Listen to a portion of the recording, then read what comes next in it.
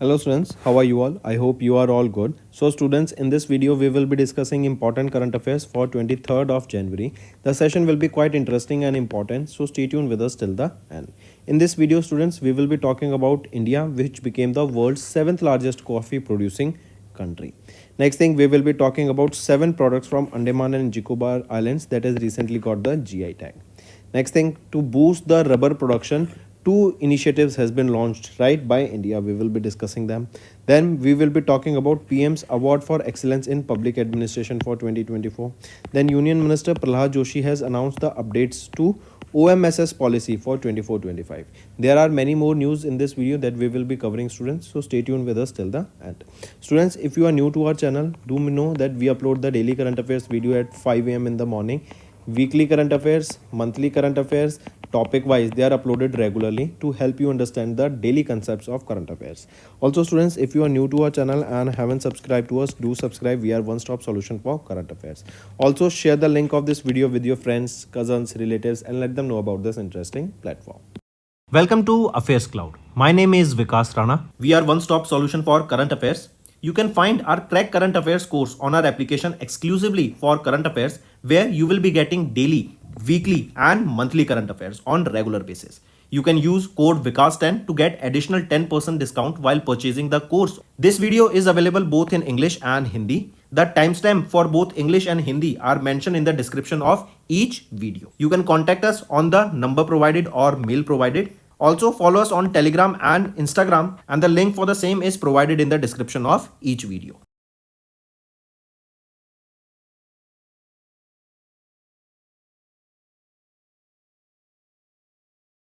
Also students, we have started a new initiative that is of handwritten notes. It is helpful to understand the news daily, time saving and very useful for your revision. We aims to cover 15 questions via handwritten notes in upcoming bank exams.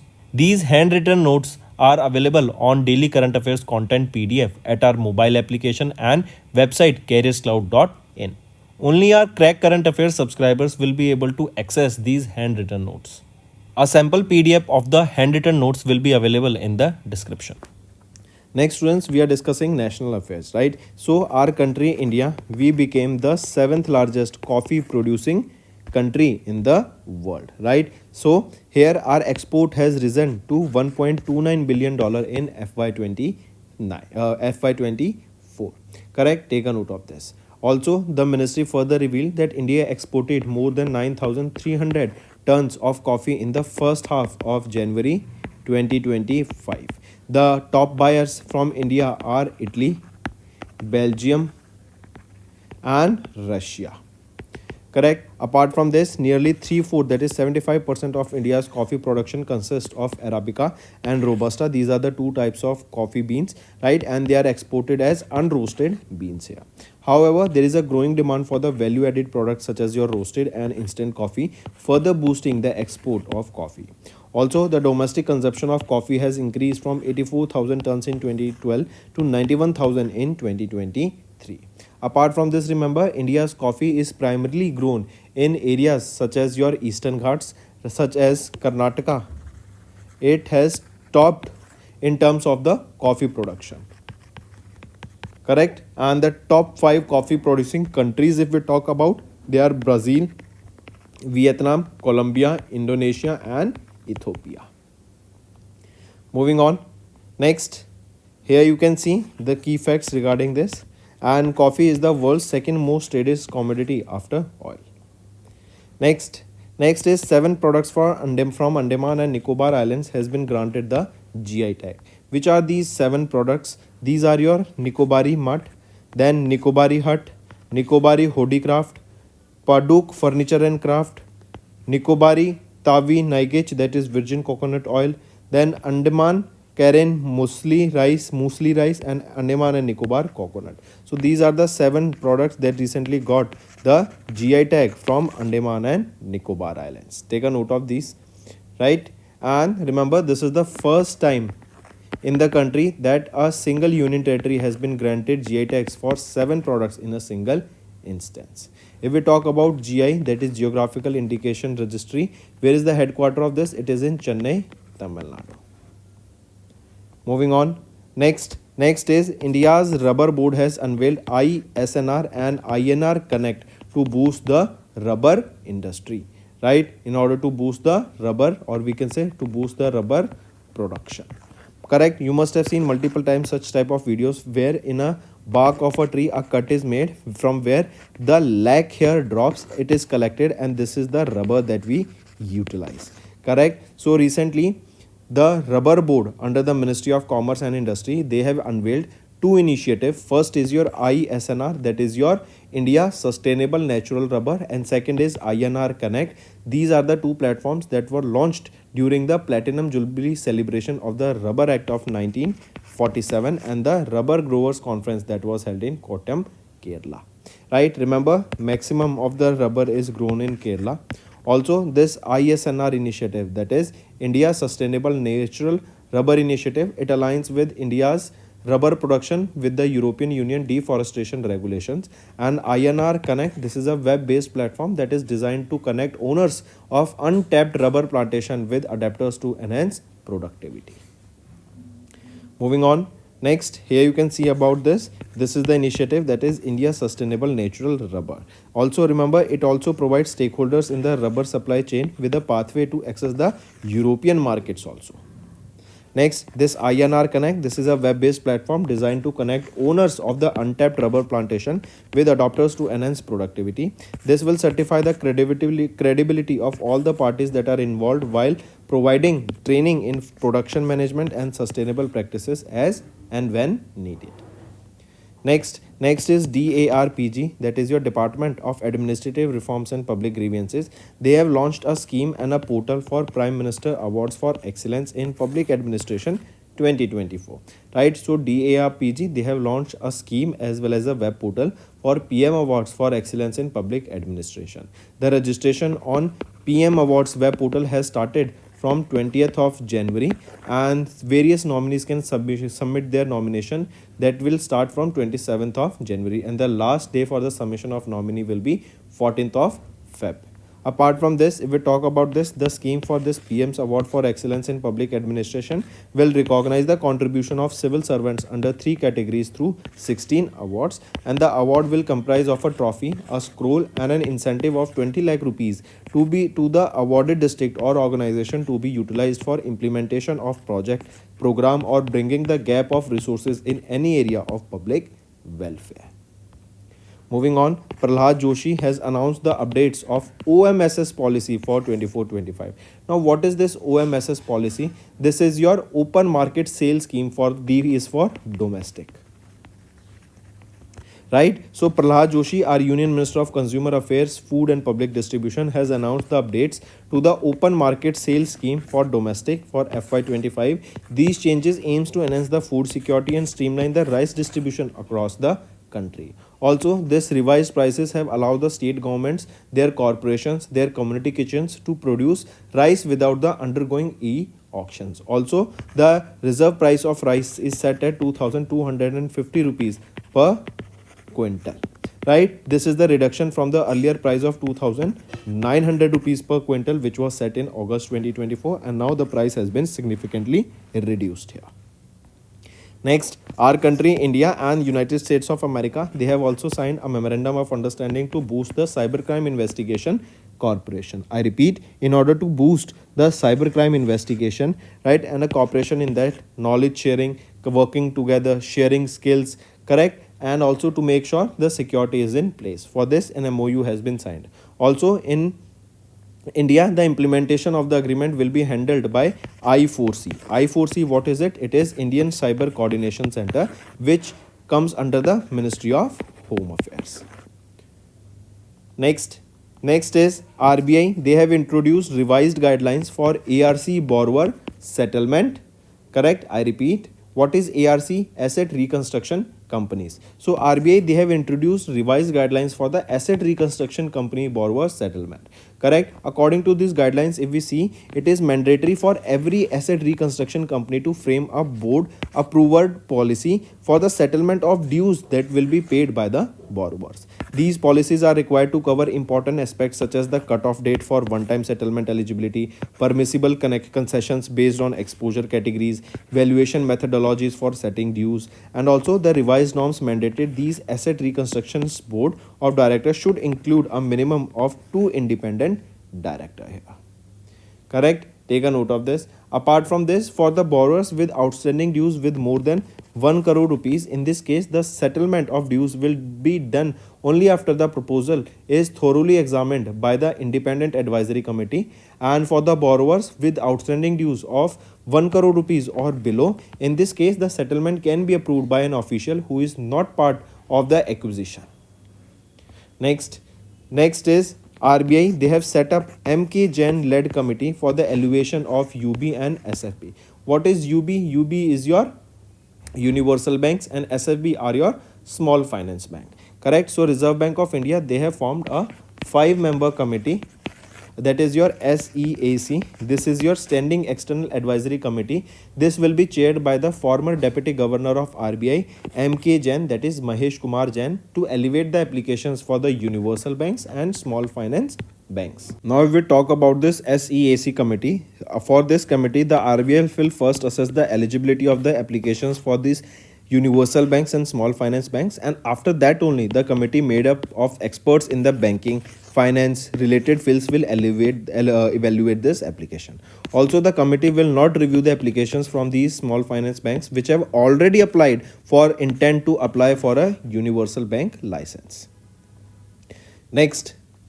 Next, if we talk about the eligibility criteria here for the conversions into small finance bank, the existing NBFCs, local area banks and microfinance institutions owned by the residents, they are eligible to apply for the license. Here the applicant must have a minimum of 100 crore rupees in paid up capital.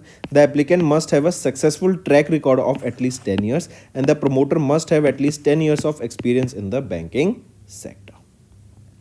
Next is Bajaj Finance, Bharti Airtel. They have partnered to launch the digital financial service platform. I repeat, Bharti Airtel, that is a telecom service provider, and Bajaj Finance, a private sector NBFC, they have partnered to develop one of the India's largest digital platforms for financial services to ensure faster last mile delivery. The platform will offer Bajaj Finance diversified suite of 27 product lines to Airtel's 375 million customers. Next is awards and recognition. HSBC Hurun Global Indians list for 2024 was released and Microsoft Satya Nadella has topped this list. So we are talking about HSBC Hurun Global Indians list. This was released by HSBC, that is Hong Kong and Shanghai Banking Corporation, along with Hurun India.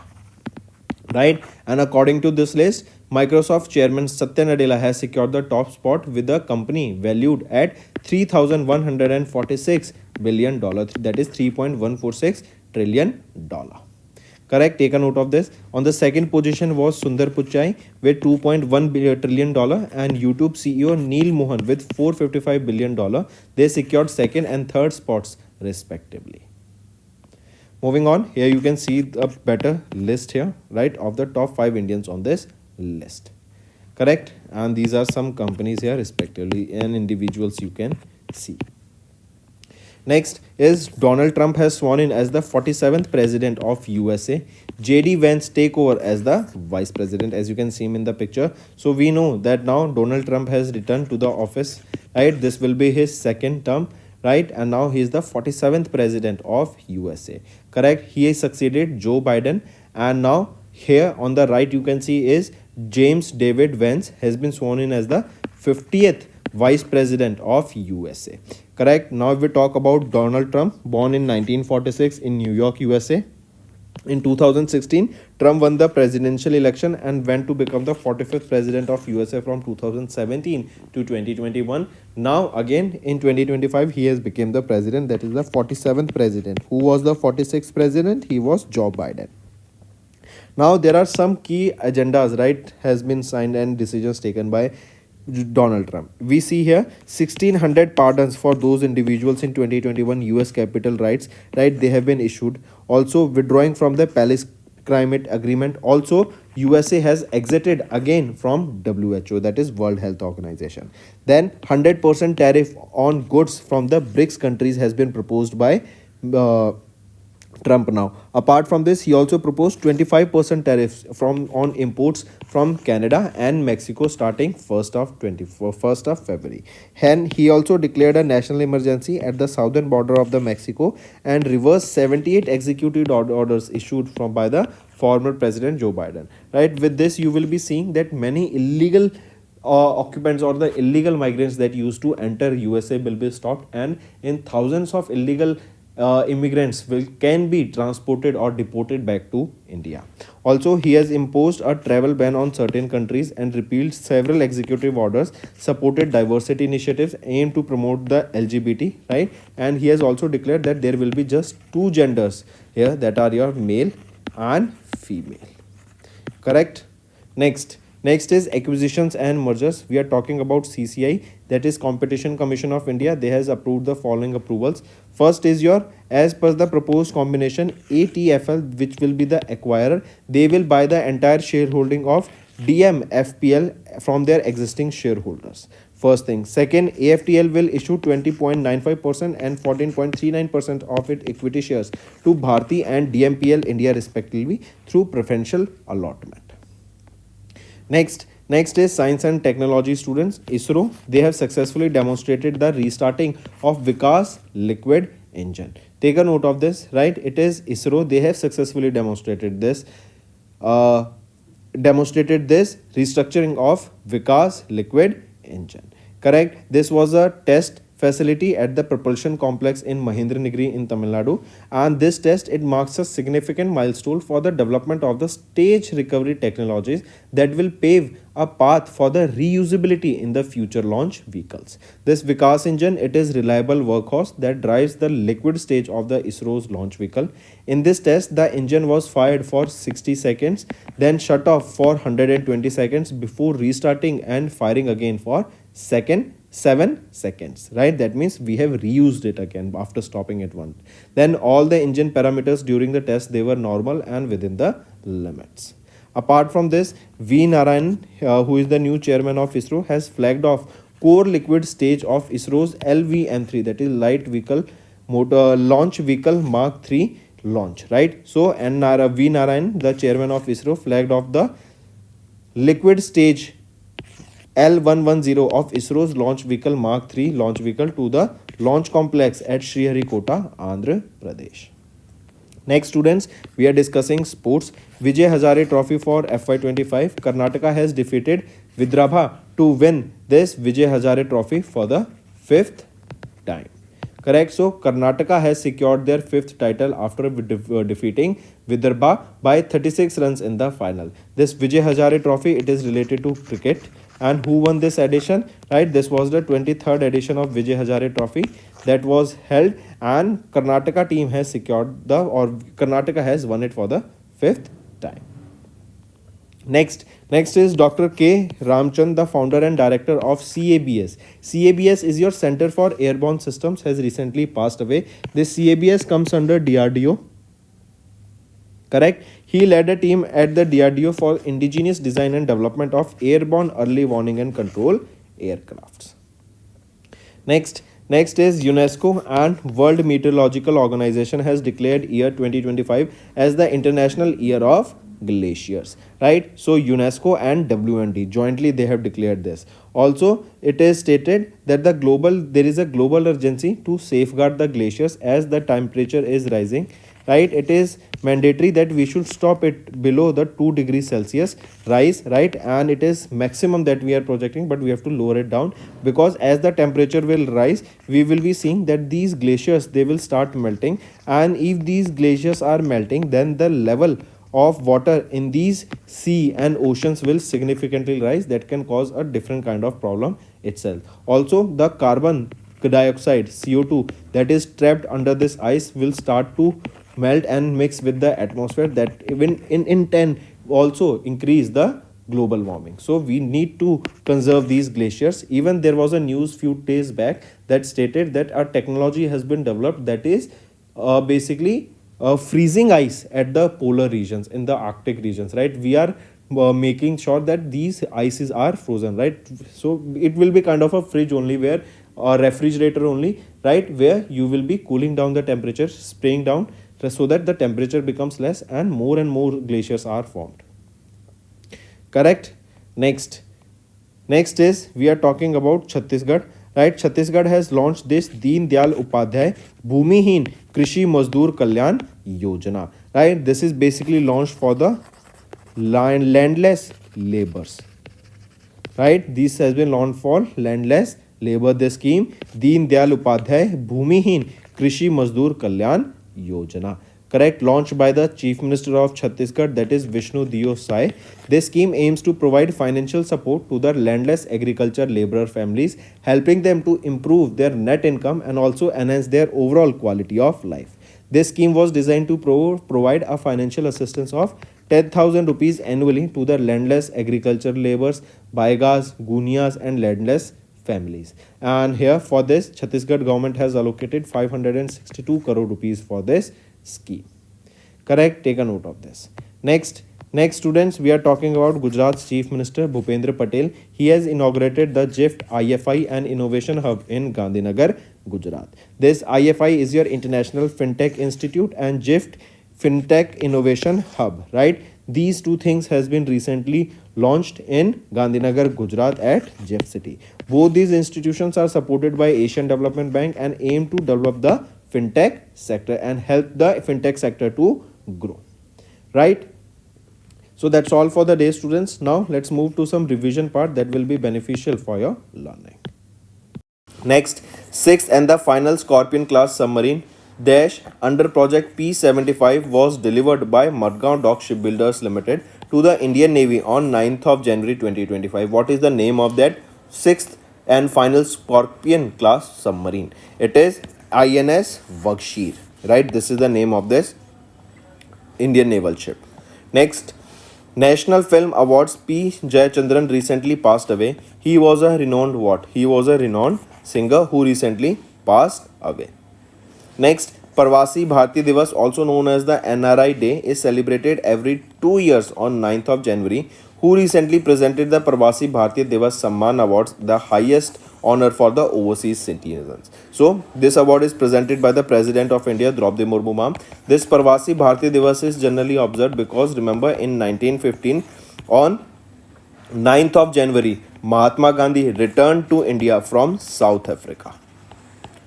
Next, which company recently launched two schemes, BSE Sensex Next 30 Index Fund and ETF as a part of its new investment opportunity? So, which company is it? It is DSP Asset Managers Private Limited. And this NFO for these schemes will be open from 10th of January and will be closing on 24th of January. Next, Grow Mutual Fund Asset Management Limited. They have recently launched India's first Grow Nifty Indian Dash Public Sector Undertaking Index Fund and Exchange Traded Fund. So it has been launched for the railway sector recently, right? All the companies related to the railway sector will be included in this fund. Next, which of the following are correct with respect to the UNDESA, that is United Nations Department of Economic and Social Affairs recent report titled World Economic Situation and Prospectus 2025? If we look at the options, option B and option C are right. A is saying that the report forecast Indian economy to grow by 6.8% in 2025, primarily fueled by robust private consumption and investment growth. So if we look at the option here, option A is wrong, but the right option will be that the forecast projects that Indian economy is expected to grow by how much in 2024, right? So see, 6.8 was registered in 2024. If we are talking about 2025, it is expected that India will be growing by 5.7% and 6% in 2026. Correct? Next is which beaches in Kerala were recently awarded the Blue Flag certification by the Foundation of Environmental Education? See, this Blue Flag certification, this certification is given to various beaches for their conservation efforts to protect the marinas, to protect the ecosystem there, biodiversity there, right? So for that conservation, here this blue flag certification is there so that we can protect our blue economy, correct? So recently it was Kappad and Chal beaches. These beaches are where they beaches are in Kerala, and they were awarded with this blue flag certification. Next, who has recently assumed the office as the 53rd president of Venezuela for the third consecutive term on 11th of January 2025. So, Nicolas Maduro Moros has recently assumed as office as the 53rd president of Venezuela for the third consecutive term. Next, who was recently elected as the 14th president of Lebanon, succeeding the former president Michael Nam On, whose term ended in October 2022. So, Joseph Khalil On has been elected as the 14th president of Lebanon. Next आ जाते हैं students homework section पर. The first question that we are asking you is tell me recently snack. This is a platform that is a 15-minute food delivery platform launched by which organization? Second question, tell me recently Andhra Pradesh, they have signed a MOU with which company for skill census pre-validation? Then third question, tell me recently who has been named as the best javelin thrower of the year by US magazine? And fourth question, who will be attending the AI summit that will be held in Paris, France? So these are your 4 questions, students. Now let's move to the Hindi segment of this video. Hello students, तो आज के video में हम 23 जनवरी के important current affairs discuss करेंगे. आज की video में हम बात करेंगे वर्ल्ड के 7th largest coffee producing country के बारे में, जो कि है हमारा इंडिया. देन हम बात करेंगे अंडमान एंड निकोबार, वो पहला यूटी बिना जिसको एक साथ 7 जीआई टैग्स मिले हैं, 7 प्रोडक्ट्स को इनके जीआई टैग मिले. देन हम बात करेंगे इंडिया के रबर प्रोडक्शन को बढ़ावा देने के लिए ISNR एंड INR कनेक्ट, ये 2 चीज़ लॉन्च की गई. नेक्स्ट हम बात करेंगे PM awards for excellence in public administration की. नेक्स्ट हम बात करेंगे प्रहलाद जोशी के द्वारा OMSS डोमेस्टिक पॉलिसी लॉन्च की गई है 2024-25 के लिए. इन सभी चीज़ों को डिटेल में डिस्कस करेंगे and there are many more news आज की वीडियो में, जिससे आपकी लर्निंग टॉप नॉच हो जाएगी. स्टूडेंट्स, हम डेली बेसिस पे डेली करंट अफेयर्स की वीडियो सुबह 5 बजे अपलोड कर देते हैं. Weekly current affairs, monthly current affairs and topic wise regularly upload किया जाता है, जिससे आपकी लर्निंग में कोई कमी ना आ सके. इसी के अलावा स्टूडेंट्स, अगर आप नए जुड़े हैं हमारे साथ और सब्सक्राइब नहीं किया है तो जल्द से जल्द सब्सक्राइब कर लो. We are one stop solution for current affairs. Welcome to Affairs Cloud. My name is Vikas Rana. We are one-stop solution for current affairs. You can find our Crack Current Affairs course on our application exclusively for current affairs, where you will be getting daily, weekly and monthly current affairs on regular basis. You can use code VIKAS10 to get additional 10% discount while purchasing the course. This video is available both in English and Hindi. The timestamp for both English and Hindi are mentioned in the description of each video. You can contact us on the number provided or mail provided. Also follow us on Telegram and Instagram, and the link for the same is provided in the description of each video.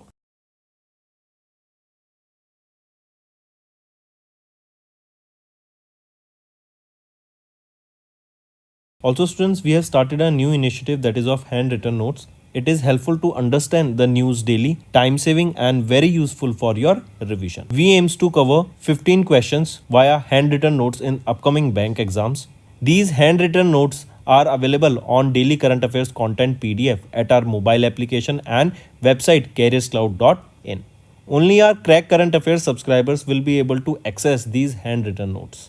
A sample PDF of the handwritten notes will be available in the description.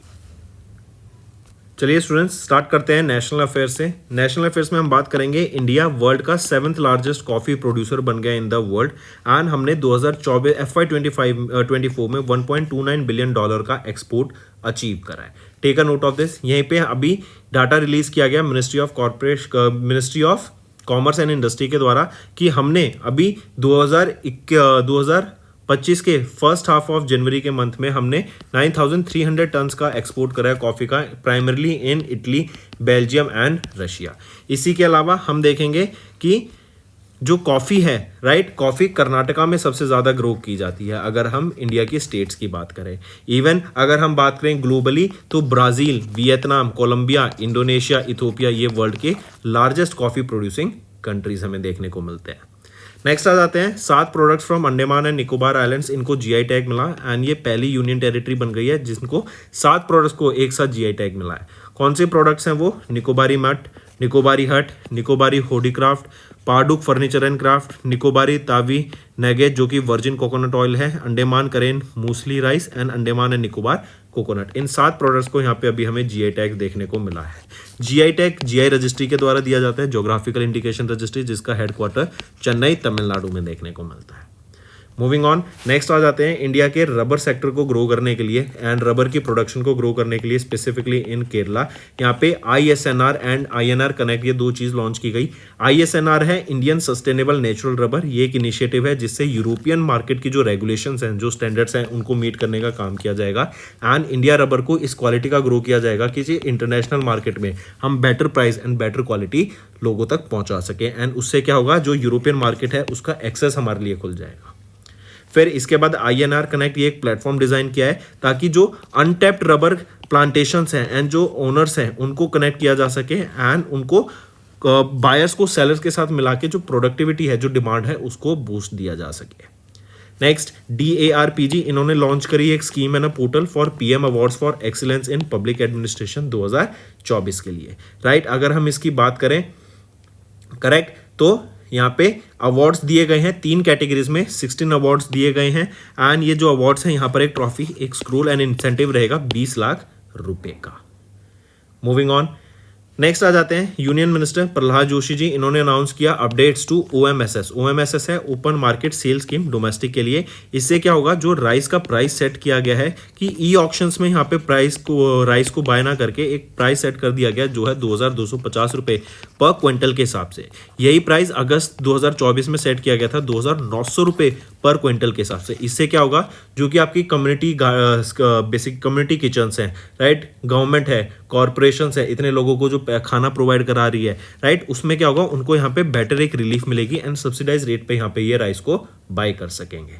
Even जो ethanol distilleries हैं उनको भी यहाँ पे 2220 रुपये पर quintal के हिसाब से सेट किया गया उसका रिजर्व प्राइस। नेक्स्ट आ जाते हैं इंडिया एंड USA, इनके द्वारा भी एक MOU साइन किया गया to boost the cyber crime investigation corporation. इससे क्या होगा, जो साइबर क्राइम इनिशिएटिव्स हैं, राइट, जैसे आपके हो गए ह्यूमन ट्रैफिकिंग, उसको रोकने का काम किया जाएगा, terrorism, drug trafficking, money laundering, right, इनको यहाँ पे रोकने का काम किया जाएगा एंड सिक्योरिटी काफी एनहेंस हो जाएगी साइबर सेक्टर में। इंडिया की तरफ से जो इंप्लीमेंटिंग एजेंसी यहाँ पे रहेगी वो है I4C, जो कि है Indian cyber crime coordination centre, ministry of home affairs के ये अंडर आती है। मूविंग ऑन, नेक्स्ट आ जाते हैं RBI ने इंट्रोड्यूस की revise guidelines for ARC borrower settlement. ARC होता है एसेट रिकंस्ट्रक्शन कंपनीज। तो यहाँ पे 1 करोड़ से ऊपर एंड 1 करोड़ से नीचे की इन्वेस्टमेंट के लिए बोला गया कि 1 करोड़ से इन्वेस्टमेंट नहीं, जिनका ड्यूज है, मान लो 1 करोड़ से ज्यादा क्या आपने ड्यूज है, आपका आउटस्टैंडिंग ड्यूज है, अगर आपको उसको सेटल करना है, राइट, तो उसके लिए एक इंडिपेंडेंट एडवाइजरी कमेटी सेटअप की जाएगी एंड उसकी निगरानी में ही आपका पैसा सेटल होगा। अगर 1 करोड़ से नीचे का आपका ड्यूज है तो कोई भी ऐसी कमेटी सेटअप करने की जरूरत नहीं है। मूविंग ऑन, नेक्स्ट आ जाते हैं, नेक्स्ट है RBI ने सेटअप किया MK जैन को टू लीड अ कमिटी, जो कि 5 मेंबर की कमिटी रहेगी to evaluate the UBN SFB, union bank and small finance banks को यहाँ पे इवेल्युएट करने के लिए, राइट। MK जैन कौन है, महेश कुमार जैन, राइट। तो यहाँ पे 3 साल का टर्म रहेगा इस कमेटी का, 5 मेंबर की ये कमेटी रहेगी, हेड की जाएगी MK जैन के द्वारा कि क्या क्या यहाँ पे रिक्वायरमेंट्स हैं। अगर किसी जैसे फॉर एग्जांपल आपको कन्वर्ट करना है इनटू स्मॉल फाइनेंस बैंक, तो NBFCs, local area banks, micro finance institutions, right, ये एलिजिबल हैं for a license share of the small finance bank. इनका जो एप्लीकेंट है उनकी मिनिमम 100 करोड़ रुपीज का पेड अप कैपिटल होना चाहिए।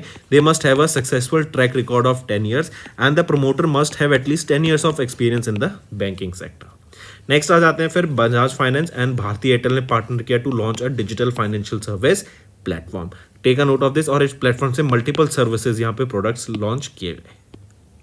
नेक्स्ट आ जाते हैं अवार्ड्स एंड रिकॉग्निशन पे students. HSBC Hurun global Indian list अभी रिलीज की गई, फर्स्ट एडिशन इस लिस्ट का रिलीज किया गया है एंड माइक्रोसॉफ्ट के सत्या नडेला ने यहाँ पे इस लिस्ट में टॉप किया है। ये टॉप 10 इंडियंस की लिस्ट यहाँ पे रिलीज की गई है ग्लोबली, राइट। तो आप यहाँ पे देख सकते हैं Satya Nadella of Microsoft, $3.1 trillion की वैल्यूएशन है इनकी, माइक्रोसॉफ्ट की कंपनी की, जो कि CEO है इसके।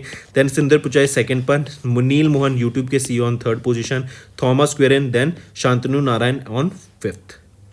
नेक्स्ट आ जाते हैं, नेक्स्ट है डोनाल्ड ट्रंप, ये 47th प्रेसिडेंट बन गए हैं USA के, ये 45th प्रेसिडेंट भी थे। 46th प्रेसिडेंट कौन थे, वो थे जो बाइडन, इन्होंने जो बाइडन को सक्सीड करा है, एंड जेडी वेंस ये 50वें वाइस प्रेसिडेंट बन गए हैं of United states of America. इन्होंने यूएसए में आते ही डोनाल्ड ट्रंप ने काफ़ी हड़कंप मचा दिया है।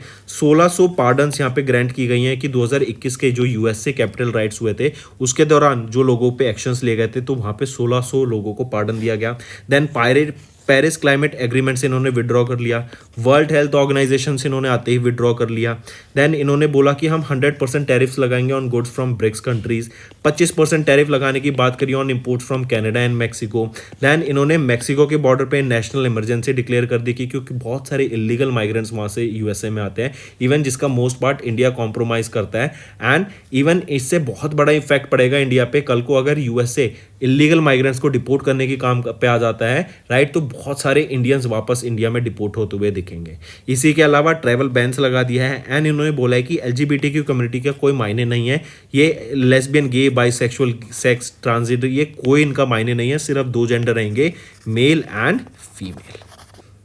नेक्स्ट आ जाते हैं साइंस एंड टेक्नोलॉजी पे स्टूडेंट्स। इसरो के द्वारा भी सक्सेसफुली टेस्ट किया गया विकास लिक्विड इंजन। ये एक रीयूजेबल इंजन रहेगा। इसको क्या है कि पहले भी 60 सेकंड्स के लिए टेस्ट किया गया, फिर 120 सेकंड्स के लिए इसको बंद कर दिया गया, एंड अगेन फिर इसको 7 सेकंड्स के लिए टेस्ट किया गया। तो ये रीयूजेबिलिटी पे फोकस करेगा। एंड इससे क्या होगा, जैसे फैल्कन 9 है, स्पेस एक्स क्या कर रहा है, रीयूजेबल रॉकेट्स पे फोकस कर रहा है, ऐसे ही अब इसरो भी रीयूजेबिलिटी पे फोकस कर रहा है, जिससे इंडिया का स्पेस सेक्टर को काफी ज्यादा बूस्ट देखने को मिलेगा। यहीं पे अगर हम देखेंगे इसरो के द्वारा ये टेस्ट कहां पर किया गया था, तो इसरो के द्वारा इसको टेस्ट किया गया है at propulsion complex, at the test facility at the propulsion complex, जो कि महेंद्र नगरी तमिलनाडु में रहेगा। Right, take a note of this. फिर इसी के अलावा वी नारायण जो कि चेयरमैन है इसरो के, इनके द्वारा फ्लैग ऑफ किया गया core liquid stage L110 of ISRO's launch vehicle mark 3 to the launch complex at Sriharikota in Andhra Pradesh. Next आ जाते हैं स्पोर्ट्स के ऊपर स्टूडेंट्स। विजय हजारे ट्रॉफी की बात कर रहे हैं, क्रिकेट से रिलेटेड ये रहेगा। एंड कर्नाटका ने यहाँ पे विदर्भा को हरा दिया है to win the title for the 5th time. ये 23वां एडिशन था आपका विजय हजारे ट्रॉफी का, जो कि जीत लिया गया है किनके द्वारा, कर्नाटका टीम के द्वारा। So take a note of it. Next आ जाते हैं, नेक्स्ट है डॉक्टर के रामचंद्र जो फाउंडर एंड डायरेक्टर हैं सीएबीएस के। सीएबीएस अंडर डीआरडीओ लैब आता है। सीएबीएस क्या है, सेंटर फॉर एयरबोर्न सिस्टम्स। इनके wing commander doctor K Ramachandra, इनका रिसेंटली निधन हो गया at the age of 82। Take a note of this. Moving on, next आ जाते हैं यूनेस्को एंड डब्ल्यूएमओ। इन्होंने डिक्लेयर किया 2025 को as the year of international year of glaciers protection. Right, हमें ग्लेशियर्स को प्रोटेक्ट करना है, क्योंकि पानी अगर वहाँ से रिसेगा ना, अगर वो पिघलेगा ग्लेशियर, तो जो सी लेवल है, वाटर लेवल वहाँ पे इंक्रीज होता हुआ दिखेगा। इससे एक और बड़ी समस्या पैदा होती है ग्लेशियर्स के पिघलने से, कि ग्लेशियर्स के नीचे जो कार्बन डाइऑक्साइड टैप है ना, ट्रैप्ड है, वो भी हमारे एटमॉस्फेयर में आएगी, एंड उससे जो हमारा ग्लोबल वार्मिंग है वो और ज़्यादा इफेक्ट होने लग जाएगा। इवन यहाँ पे जो फ्रेश वाटर रिसोर्सेज हैं वो खत्म होने लगेंगे, उस पर बहुत ज़्यादा इफेक्ट पड़ेगा। इसी को ध्यान में रखते हुए ग्लेशियर्स को प्रोटेक्ट करने की बात की गई। एंड यूएन ने डिक्लेयर किया कि 21 मार्च 2025 को हम पहला वर्ल्ड ग्लेशियर डे सेलिब्रेट करेंगे। Right, even world water day 22 मार्च को सेलिब्रेट किया जाता है, तो इसको साथ में रखा गया है। नेक्स्ट आ जाते हैं फिर छत्तीसगढ़ गवर्नमेंट के द्वारा अभी दीनदयाल उपाध्याय भूमिहीन कृषि मजदूर कल्याण योजना लॉन्च करी गई। ये लैंडलेस लेबर्स के लिए यहाँ पे लॉन्च की गई है, कि जो लैंडलेस लेबर्स हैं उनको सालाना 10,000 रुपये की हेल्प की जा सके। ऑलमोस्ट 5.62 लाख फार्मर्स को, जिनकी लैंड खुद की नहीं है, उनको यहाँ पे हेल्प करने की बात की गई। एंड इसके लिए 562 करोड़ रुपीज अलोकेट किए गए छत्तीसगढ़ गवर्नमेंट के द्वारा। छत्तीसगढ़ गवर्नमेंट के चीफ मिनिस्टर कौन है, विष्णुदेव साय। नेक्स्ट आ जाते हैं, नेक्स्ट है गुजरात के चीफ मिनिस्टर। इन्होंने इनॉग्रेट करे 2 इंस्टीट्यूशन, आईएफआई जो कि है gift international fintech institute and gift international fintech innovation hub. ये 2 चीज़ें यहाँ पे लॉन्च की गई।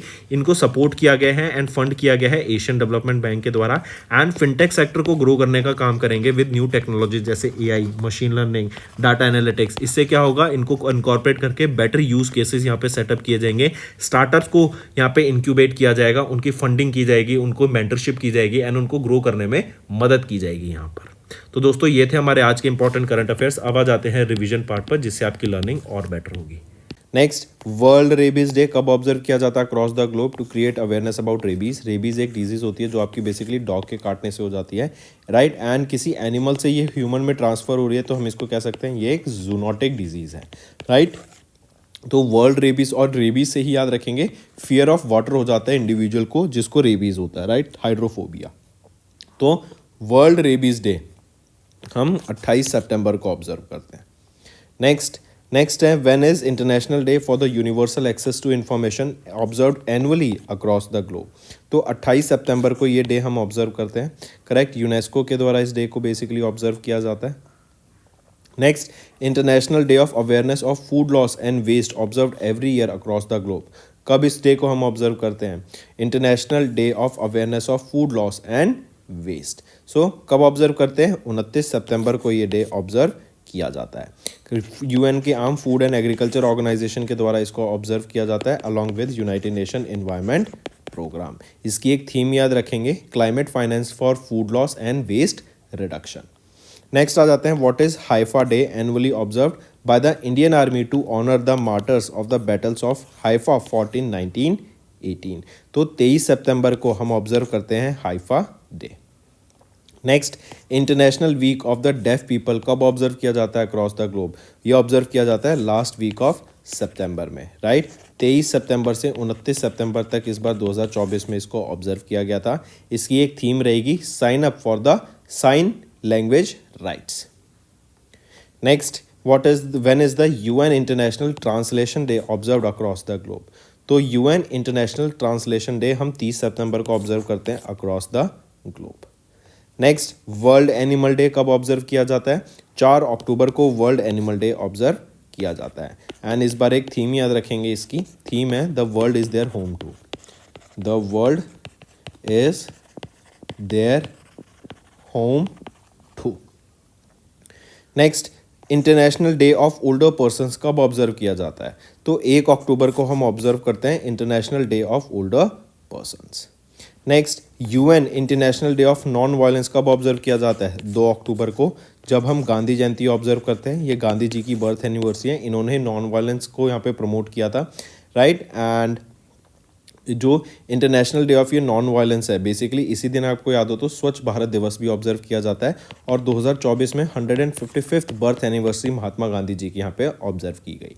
इसी के अलावा याद रखेंगे, वर्ल्ड टीचर्स डे कब ऑब्जर्व किया जाता है? वर्ल्ड टीचर्स डे, ये भी इंपॉर्टेंट है। वर्ल्ड टीचर्स डे 5 अक्टूबर को ऑब्जर्व किया जाता है। नेक्स्ट, किस महीने में breast cancer awareness month observe किया जाता है? तो ये अक्टूबर का महीना होता है जब हम ऑब्जर्व करते हैं breast cancer awareness month. Take a note of it. Next, and यहीं पे एक और चीज़, पिंक रिबन यहाँ पे ब्रेस्ट कैंसर के बेसिकली सिंबल होता है। Next, when is world vegetarian day observed every year across the world? World vegetarian day, तो 1 अक्टूबर को हम ऑब्जर्व करते हैं वर्ल्ड वेजिटेरियन डे हर साल। नेक्स्ट, वाइल्ड लाइफ वीक कब ऑब्जर्व किया जाता है across India? To raise awareness about the importance of wildlife conservation and protecting India's rich biodiversity. तो 2 से लेके 8 अक्टूबर तक हम ऑब्जर्व करते हैं वाइल्ड लाइफ वीक। और इस बार 17वां वाइल्ड लाइफ वीक हमने यहाँ पे इंडिया में ऑब्जर्व किया। पहली बार 1957 में इसको ऑब्जर्व किया गया था। नेक्स्ट, छठा and final scorpion class submarine dash, जो कि प्रोजेक्ट 75 के अंडर डेवलप किया गया था, उसको डिलीवर किया गया by Mazagon dock shipbuilders limited to the Indian navy 9 जनवरी को। उसका नाम पूछा जा रहा है, तो वो है INS Vagsheer. Next, national film awardee P Jayachandran, इनको रिसेंटली इनका निधन हो गया। ये काफ़ी फेमस क्या थे? सिंगर थे। नेक्स्ट, प्रवासी भारतीय दिवस, जिसको NRI डे के नाम से भी जानते हैं, 2 साल में एक बार ऑब्जर्व किया जाता है, 9 जनवरी को ऑब्जर्व किया जाता है। हु प्रेजेंटेड द प्रवासी भारतीय दिवस सम्मान अवार्ड्स, राइट, जो कि हाईएस्ट ऑनर है ओवरसीज इंडियंस के लिए? तो president of India Droupadi Murmu ma'am के द्वारा ये अवार्ड दिए जाते हैं। प्रवासी भारतीय दिवस जैसे हमने देखा 2 साल में एक बार ऑब्जर्व किया जाता है, 9 जनवरी को। ये ऑब्जर्व किया जाता है बेसिकली 1915 में, जब महात्मा गांधी जी साउथ अफ्रीका से इंडिया वापस आए थे, तो उनको ऑनर करने के लिए, राइट, उसको रिकॉग्निशन करने के लिए, उनके एफर्ट्स को रिकॉग्नाइज करने के लिए, एंड जो वो चेंजेस लाए बाहर से इंडिया में, उसको ऑनर करने के लिए ये डे ऑब्जर्व किया जाता है। नेक्स्ट आ जाते हैं, किस कंपनी ने लॉन्च किए 2 नई scheme, BSE Sensex next 30 index fund and ETF exchange traded fund as a part of their new investment opportunities. तो ये किसके द्वारा लॉन्च की गई हैं 2 इन फंड्स को? ये लॉन्च किया गया है DSP asset managers private limited के द्वारा। नेक्स्ट आ जाते हैं, grow mutual fund asset management limited, इन्होंने रिसेंटली लॉन्च किया इंडिया का पहला grow Nifty Indian dash public sector undertaking index fund and ETF को। तो ये रेलवे सेक्टर से रिलेटेड लॉन्च किया गया है। जो भी कंपनीज रेलवे से रिलेटेड हैं, चाहे वो उनके प्रोडक्शन के लिए हो, फ्यूल के लिए हो, उसमें ऐड की जाएंगी। नेक्स्ट आ जाते हैं, which of the following are correct with respect to UNDESA. UNDESA क्या है? United Nations department of economic and social affairs, right. इनके द्वारा रिपोर्ट रिलीज की गई, world economic situation and prospects 2025। इसमें से अगर हम ऑप्शन देखें तो option B and option C सही है। ए कह रहा है कि इंडिया की जो फॉरकास्ट है इकोनॉमी का टू ग्रो बाय 6.8% 2025 में, नहीं तो 6.8% तो 2024 में था। अगर मैं 2025 की बात करूँ, प्रोजेक्टेड है we will be growing between 5.7 to 6%, and 2026 की मैं बात करूँ तो 5.6% तक की यहाँ पे ग्रोथ प्रोजेक्शन की जा रही है।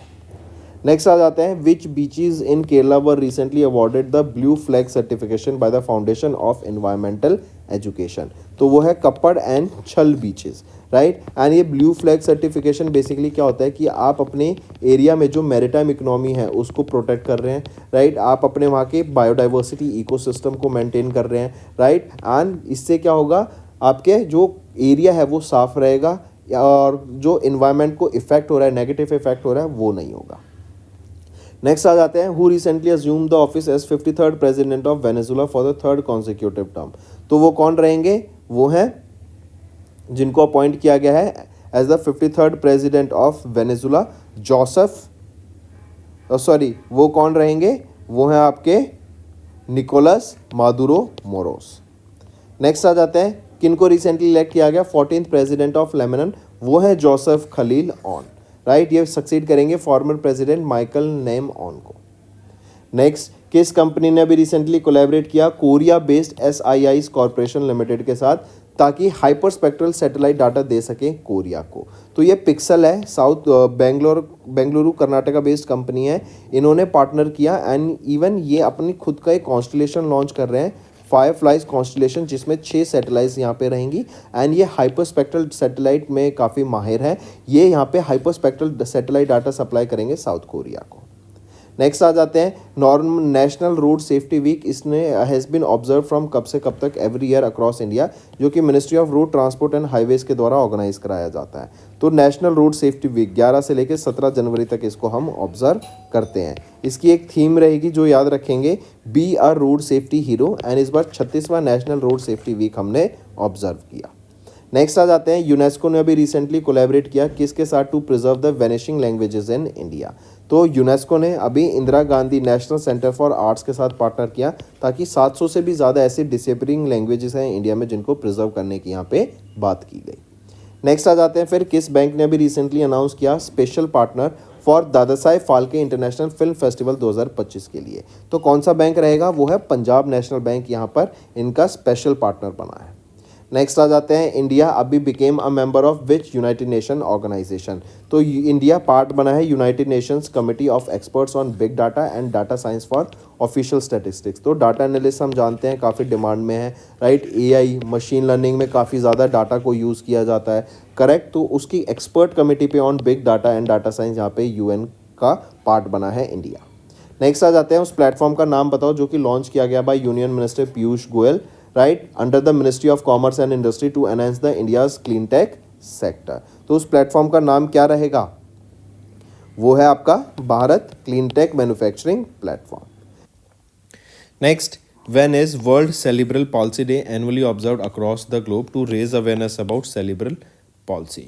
तो कब ऑब्जर्व किया जाता है? 6 अक्टूबर को हम ये ऑब्जर्व करते हैं अक्रॉस द ग्लोब। इस बार इसकी थीम भी याद रखेंगे, यूनिकली सेरेब्रल पॉल्सी।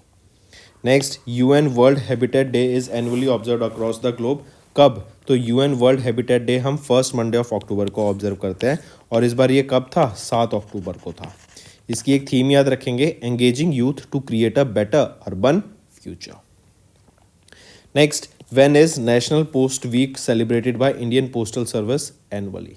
तो नेशनल पोस्ट वीक कब ऑब्जर्व किया जाता है? 3 से लेकर 7 अक्टूबर तक इसको ऑब्जर्व किया जाता है। नेक्स्ट आ जाते हैं, UN world migratory bird day is biannually observed across the globe on dash. तो world migratory bird day second Saturday of February and August month को, second Saturday of May and October month को ये बाइनली साल में 2 बार observe किया जाता है। Next, when is UN world post day observe across the globe? तो 9 अक्टूबर को UN world post day observe किया जाता है। नेक्स्ट, इंडियन एयरफोर्स डे की बात करें या फिर इंडियन एयरफोर्स रेजिंग डे की बात करें, इनका 92nd ऑब्जर्वेंस था दोनों का। कब ऑब्जर्व किया जाता है? तो 8 अक्टूबर को हम ऑब्जर्व करते हैं Indian air force day. Next, when is world mental health day annually observe across the globe? 10 अक्टूबर को हम ऑब्जर्व करते हैं world mental health day. And green ribbon यहाँ पे सिंबल रहेगा। पिंक रिबन था ब्रेस्ट कैंसर अवेयरनेस का, एंड मेंटल हेल्थ के लिए ग्रीन रिबन। पहली बार 1992 में इसको ऑब्जर्व किया गया था। Next, world egg day annually observe across the globe कब? So when is it? It is second Friday of October month हम ऑब्जर्व करते हैं वर्ल्ड एग डे। थीम क्या रहेगी? United by eggs. Next, when is world standards day also known as international standards day annually observed across the globe? तो 14 अक्टूबर को हम observe करते हैं वर्ल्ड स्टैंडर्ड्स डे। नेक्स्ट आ जाते हैं when is UN international day of girl child annually observed globally? तो 11 अक्टूबर को ये हम ऑब्जर्व करते हैं। थीम रहेगी इसकी girls vision for the future. Next, world arthritis day observe किया जाता है across the globe to raise awareness about the rheumatic and muscular musculoskeletal disease. तो कब ऑब्जर्व करते हैं वर्ल्ड अर्थराइटिस डे? हम ऑब्जर्व करते हैं 12 अक्टूबर को। Take a note of it. इसकी थीम रहेगी informed choices better outcomes. Next, global hand washing day annually observe किया जाता है अक्रॉस द ग्लोब कब? तो 10 अक्टूबर को हम ऑब्जर्व करते हैं ग्लोबल हैंड वॉशिंग डे आपका 15 अक्टूबर को। ग्लोबल हैंड वॉशिंग डे आपका 15 अक्टूबर को ऑब्जर्व किया जाता है। इसी के अलावा देखें वर्ल्ड साइट डे, तो second Thursday of October month ये ऑब्जर्व किया जाता है। Then United Nations international day of rural women 15 अक्टूबर को ऑब्जर्व किया जाता है। Then United Nations international day for disaster risk reduction ये आपका 13 अक्टूबर को ऑब्जर्व किया जाता है। Next, when is UN international day for the eradication of poverty annually observed across the globe?